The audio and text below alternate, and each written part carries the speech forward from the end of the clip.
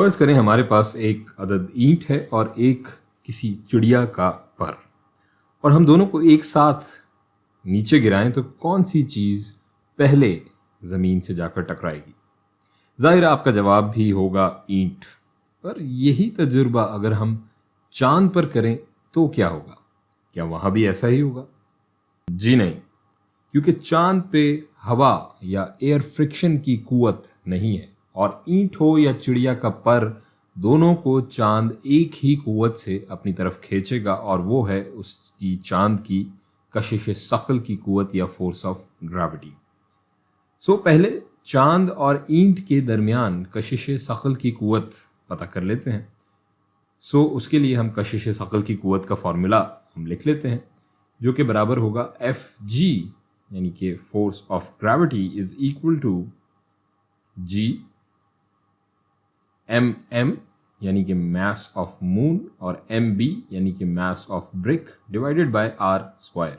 यहाँ ये capital G एक मुस्तकिल या कांस्टेंट है जिसे हम कहते हैं यूनिवर्सल ग्रेविटेशनल कांस्टेंट, और इसकी कदर होती है G इज इक्वल टू 6.67 ज़रब 10 की ताकत मनफी 11 न्यूटन मीटर स्क्वायर पर किलोग्राम स्क्वायर। mm चांद का मैस और mb ईंट का मैस हो जाएगा, और r स्क्वायर दोनों मैसेस के सेंटर का फासला होगा। सो ये तो हो गया ईंट पे लगने वाली कशिश सकल की क़ुव्वत का फॉर्मूला, और अब इसी तरह हम इस चिड़िया के पर पे लगने वाली क़ुव्वत का फॉर्मूला भी लिख लेते हैं। ये हो जाएगा Fg is equal to G into mm into mf divided by r square. और यहाँ अगर हम देखें तो इन दोनों फॉर्मूला में एक चीज़ मिलती जुलती है, और वो है ये वाली साइड, यानी कि Fg is equal to G into mm divided by r square. ये दोनों इन दोनों फॉर्मूला में ये चीज़ बिल्कुल एक जैसी और मुश्तरक है और सेम है। अब हम इस कॉमन टर्म को एक नया नाम दे लेते हैं, और वो है चांद की कशिश सकल की कुव्वत, या अंग्रेजी में जिसे हम कहेंगे मून्स फोर्स ऑफ ग्रेविटी या फील्ड ऑफ ग्रेविटी, और इसे हम Gm से जाहिर कर लेते हैं। अब इसका मतलब ये हो गया कि अगर यहाँ कोई चीज़ जिसका कोई मास हो, उसे अगर हम चांद की कशिश सकल के मैदान या फील्ड से ज़रब दें तो हमें पता चल जाएगा कि उस पर कितनी कशिश सकल की कुव्वत लग रही है चांद की। सो अब इन दोनों फॉर्मूला को हम लिख सकते हैं Fg is equal to mb into Gm and Fg is equal to mf यानी कि mass of feather into Gm यानी कि ग्रेविटी ऑफ मून। और चूंकि ईंट का मास इस पर से ज़्यादा होने वाला है तो इसे हम ऐसे भी लिख सकते हैं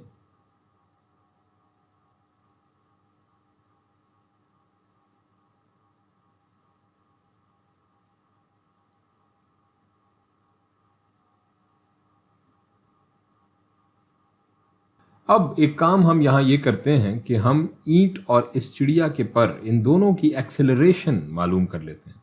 हम जानते हैं एक्सेलरेशन बराबर होती है A is equal to force बटा मास यानी कि F बटा m।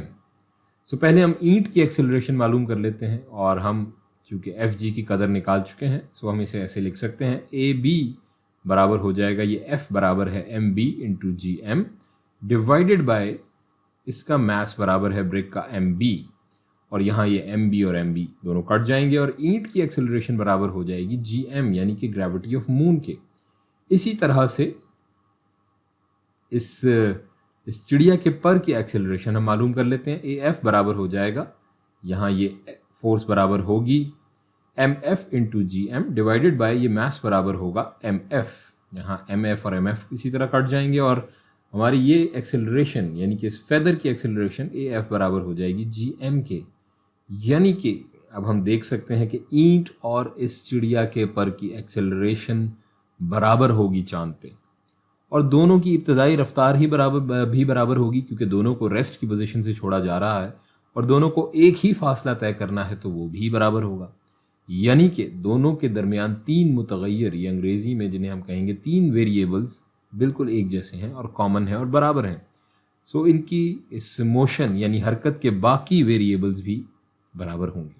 दोनों को एक ही वक्त लगेगा नीचे आने में, और एक ही रफ्तार से ये नीचे आएंगे।